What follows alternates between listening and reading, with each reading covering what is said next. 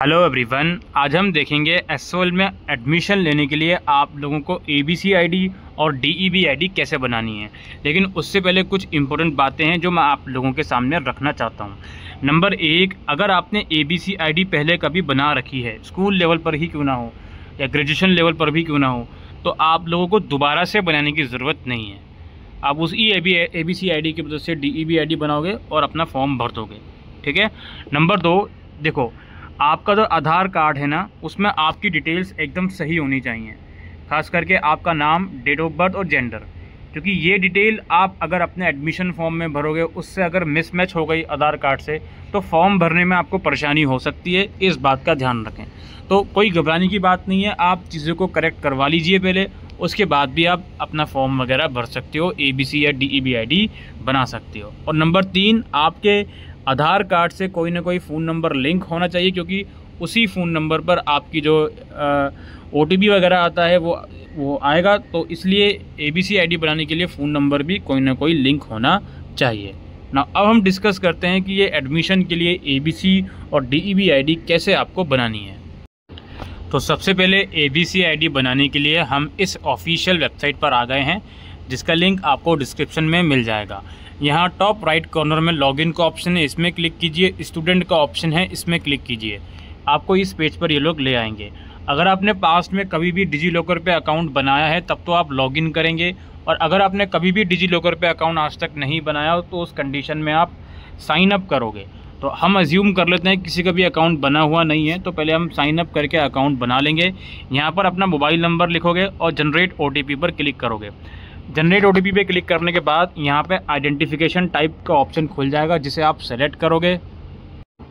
उसके बाद आप यहाँ पे अपना नाम, डीओबी, जेंडर, यूज़र नेम और पिन आपको अपने खुद से क्रिएट करने हैं। तो आप अपने नाम, डीओबी या जो भी चीज़ें आपको याद रहती हैं उसको लिंक करके कोई भी यूज़र नेम और पिन बना लीजिएगा और कंसेंट पे क्लिक करके इसको वेरीफाई कीजिएगा। उसके बाद अगले स्टेप में आप लोगों को अपना आधार नंबर यहाँ डाल के कंटिन्यू करना है।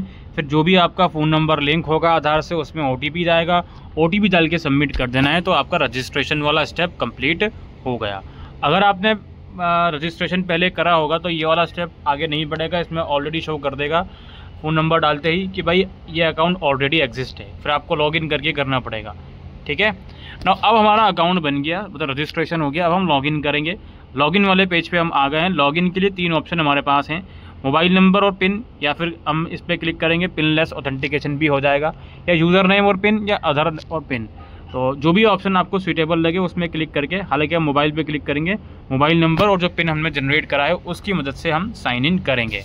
अब यहाँ पे एक बात समझने वाली बात यह है, जिनका अकाउंट न्यू रजिस्ट्रेशन के बाद शो होता है कि ऑलरेडी एग्जिस्ट, अब वो उनको पिन वगैरह याद नहीं है, तो भाई पिन को फॉरगेट भी आप कर सकते हो, कोई मसला नहीं है। ठीक है। आप साइन इन करोगे, उसके बाद अगेन ओटीपी मांगेगा, ओटीपी मांग के आप अगेन साइन इन पर क्लिक करोगे। उसके बाद आप लोगों को इस वाले स्टेप पर ये ले जाएगा। यहाँ पूछा जा रहा है I am a student at, आप यूनिवर्सिटी ऑफ कॉलेज या जो भी चीज़ें हैं उसको सेलेक्ट कर लोगे। इग्नू है, डीयू है, जिसमें भी आप एडमिशन लेना चाह रहे हो। अगर इसमें नाम नहीं आता तो अदर का ऑप्शन होगा, उसमें आप सेलेक्ट कर लीजिएगा। एडमिशन ईयर हमारा 2025 है तो उसको ही सिलेक्ट कर लेंगे आप। आइडेंटिटी टाइप में आधार वगैरह जो भी है उसको सेलेक्ट करके उसकी वैल्यू लिख के आप प्रोसीड कर लेंगे। यहाँ आइडेंटिटी टाइप में रोल नंबर वगैरह भी पूछा जा सकता है, तो वो भी आप लिख सकते हो। इस वाले स्टेप में काफ़ी लोगों को ये भी कन्फ्यूज़न हो सकता है कि सर अभी तो हम नया एडमिशन ले रहे हैं, तो हम आइडेंटिटी टाइप में रोल नंबर वगैरह कहाँ से लाएँ।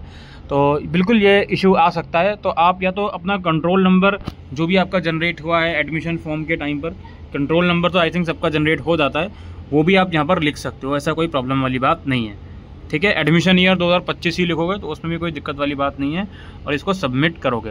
अच्छा, इस वाले स्टेप के अलावा अब यहाँ पे कुछ और स्टेप्स भी पूछे जा सकते हैं, जिसमें आप लोगों को पर्पस पूछा जाता है कि पर्पस क्या है आपका बनाने का। तो आप एजुकेशनल वगैरह सेलेक्ट करके उसको आगे प्रोसीड कर लीजिएगा। और जैसे ही आप सबमिट करोगे तो एक पॉपअप शो होगा कि आपकी जो एबीसी आईडी है वो जनरेट हो गई है। आप गो टू डैशबोर्ड में जाओगे तो इस तरह का आपके पास सामने कार्ड आ जाएगा, इसे आप डाउनलोड करके रख लीजिएगा। ये हो गया हमारा एबीसी आईडी का काम, इसे प्लीज़ स्क्रीनशॉट लेकर रख लीजिएगा। इसके बाद अगला स्टेप है दोस्तों डीईबी आईडी बनाने का। डीईबी आईडी बनाने के लिए आपको इस वाली वेबसाइट पर आना है। डीईबी आईडी बनाना बहुत ज़्यादा आसान है, तो घबराने की ज़रूरत नहीं है। इस वाले सेक्शन में आपको सबसे पहले अपनी एबीसी आईडी डालनी है और एंटर बटन पे क्लिक करना है। उसके बाद आपको यहाँ पे शो करेगा कि ये ABC ID किस स्टूडेंट के नाम पर है, उसका नाम वगैरह यहाँ पे शो कर देगा, जेंडर वगैरह। नीचे आपको अपना फ़ोन नंबर और ईमेल लिखना है और एक अंडरटेकिंग पे क्लिक करके इसको सबमिट करना है। जैसे ही आप क्लिक करोगे तो आपकी जो DEB ID है वो क्रिएट हो जाएगी और ये DEB ID आप अपने एडमिशन फॉर्म वाले ऑप्शन में इस्तेमाल करोगे और आपका दोनों काम हो गया। ठीक है, तो यही दोस्तों प्रोसेस है आप लोगों का ABC ID और DEB ID बनाने का। एडमिशन फॉर्म में ये दोनों IDs मैंडेटरी होने वाली हैं जो कि आपको भरनी होंगी, उसके बिना एडमिशन नहीं होगा।